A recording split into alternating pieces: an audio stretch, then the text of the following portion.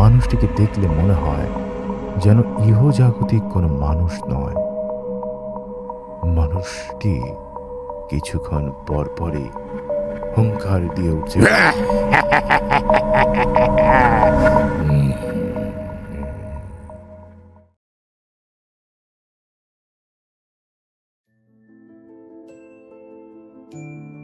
বন্ধুরা, গল্প বলা অনুষ্ঠানে আপনাদেরকে স্বাগত জানাচ্ছি। আজকের গল্পের নাম রেখেছি হারিয়ে যাওয়া দুষ্টু বালক। অনেকদিন আগের কথা, রসুলপুর গ্রামে একটি ছোট্ট বালক বাস করত। নাম তার রতন। রতনের আপন বলতে কেউ নেই। শৈশবে মাকে হারিয়েছে। বাবা যে কোথায় চলে গেছে কেউ বলতে পারে না। রসুলপুর গ্রামের প্রতিটি মানুষ রতনকে ভালোবাসে। রতনও এই গ্রামকে অনেক ভালোবাসে। প্রত্যেকটি মানুষ যেন তার আপনজন। গ্রামের যে কোনো কাজে রতন সবার আগে। গ্রামের মানুষের যেন একমাত্র ভরসা রতন। যে কোনো কাজে সিদ্ধহস্ত রতন। বাজার করা, মাছ ধরা, প্রত্যেকের বাড়ি থেকে প্রত্যেক বেলার খাবার জুটে যায় রতনের। রতন তার অতীত সম্পর্কে জানে না, ভবিষ্যতে কি হবে তাও সে জানে না। সে শুধু বর্তমানের আনন্দ নিয়ে দিন যাপন করছে।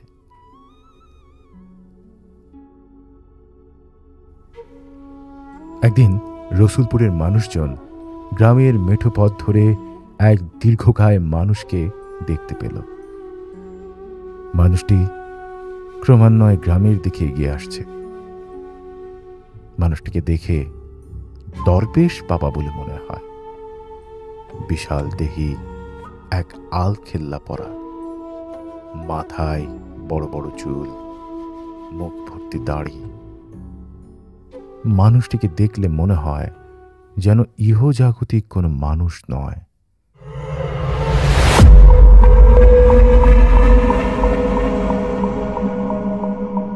মানুষটি কিছুক্ষণ পরপরই হুঙ্কার দিয়ে উঠছে,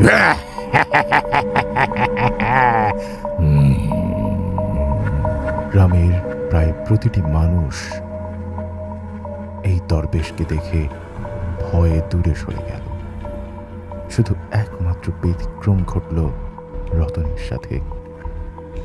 কোথা থেকে যেন রতন ছুটে এসে শক্ত বলিষ্ঠ হয়ে দরবেশের সামনে প্রতিরোধ করে তুলল।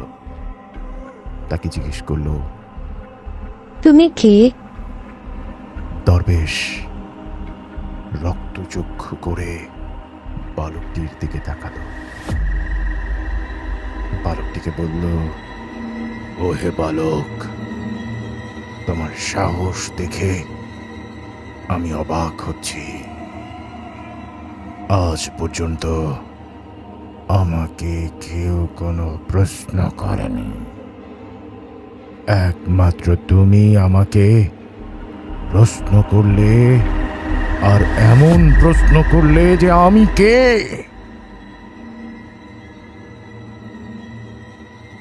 রতন এক প্রকার কৌতুক বোধ করল। সে হাসতে হাসতে দরবেশকে জিজ্ঞেস করল, তোমাকে চিনি না, তোমাকে দেখিনি এর আগে কখনো। তুমি কে? এটা কি জিজ্ঞেস করতে পারি না? পারো। আমি মানুষ। মানুষ আমি, তবে দৈব মানুষ। তোমাদের মতো সাধারণ নয়। কি বলেছে আমরা সাধারণ? আমরাও সাধারণ নই, আমরা অসাধারণ। হ্যাঁ, অসাধারণ। অবশ্যই তোমরা অসাধারণ, কিন্তু তোমরা জানো না তোমাদের সামনে কত বড় বিপদ অপেক্ষা করছে। বিপদ? কিসের বিপদ? কোনো বিপদ নাই। আচ্ছা, বিপদ। মুখে মুখে তর্ক করো না বালক। আমাকে যেতে দাও।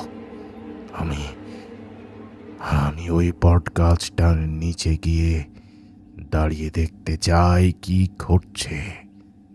বট গাছ? কোন বট গাছ? রসুলপুর গ্রামে একটি বট গাছ আছে। রতন প্রায়ই বট গাছের একটি ডালে বসে বসে আকাশের দিকে তাকায় আর ভাবে, আচ্ছা, আমার বাবা কোথায়, মা কোথায়, ভাই বোন সবাই কোথায়? ওই যে আমার অন্যান্য বন্ধুরা, তাদের বাবা আছে, মা আছে, সবাই আছে, কিন্তু দিন শেষে আমার কে আছে? একটা দমকা হাওয়া রজনীর শরীরের উপর দিয়ে বয়ে যেতে যেতে বলে যায়, তোমার কি গ্রাম আছে? গ্রামের প্রতিটি মানুষ আছে, নদী আছে, এই বটগাছ আছে, তোমার মাথার উপরে ছায়া হয়ে আছে, যার ডালে বসে তুমি মনের যে কোনো কথা নির্দ্বিধায় নির্বিঘ্নে বলতে পারো। আছে তো?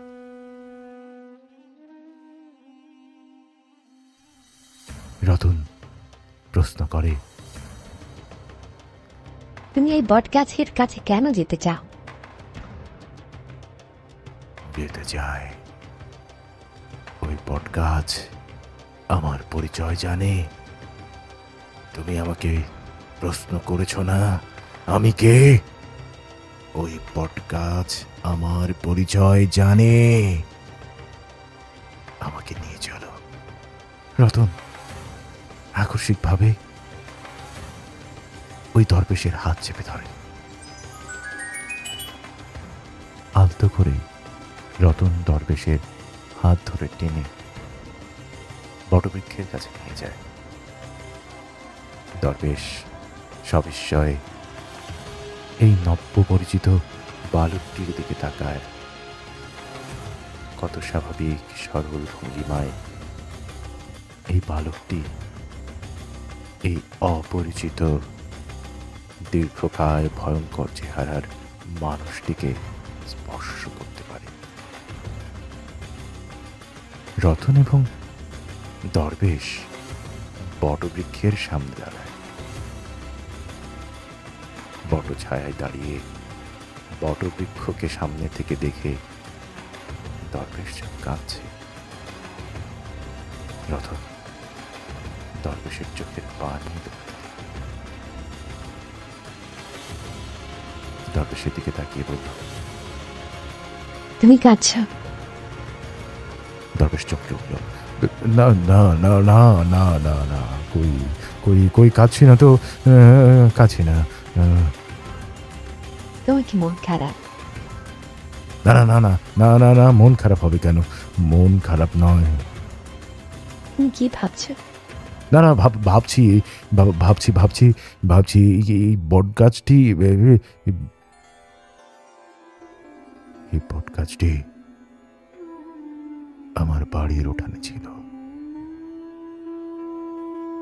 এই বটগাছটি আমার পর দাদা আমাদের বাড়ির উঠানে লাগিয়েছিল। আজ এত বছর পরে এই বটগাছটির সামনে দাঁড়িয়ে আমি আমার পিতৃভূমিতে দাঁড়িয়ে, বাড়ির উঠানে দাঁড়িয়ে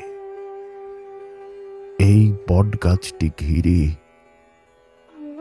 চতুর্দিকে যে মায়া বেষ্টন ছিল সেটি নেই, যে আনন্দ ছিল সেটিও নেই। সব কিছু হারিয়ে গেছে, কিন্তু এই বটগাছটি এখনো দণ্ডায়মান। শুধু এটুকুই সুখ নিয়ে আমি মরে যেতে চাই। রতন এই প্রথম এত বড়, এত শক্ত একটি বাস্তবতার অনুসন্ধান করল। রতন বুঝতে পারছে এই পডকাস্টটি ঘিরে শুধু তারই দুঃখ, কষ্ট, আনন্দ, বেদনা নিহিত নয়, আরো কত শত মানুষ এই বটবৃক্ষকে ঘিরে তাদের জীবন, তাদের পথ চলা, অতীত, স্মৃতি বিস্মৃতি।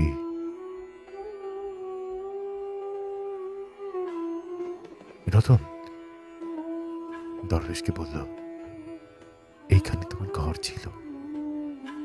দরবেশ বলল, হ্যাঁ ছিল। এইখানে এইখানে আমার ঘর ছিল। এইখানে এইখানে একটি গোলা ছিল। এইখানে এইখানে এইখানে রান্নাঘর, আমার মা রান্না করত। আমরা আমরা 5 ভাই ছিলাম। কোথায় গেল, কোথায় গেল? সব হারিয়ে গেল, সব কিছু হারিয়ে গেল, সব কিছু ধুলোয় মিশে গেল। রতন বলে উঠল, কই মিশে গেল? এই বট গাছ, বট ছায়া রয়ে গেল তো, তোমার জন্য, আমার জন্য, আগামী দিনের রতনের জন্য।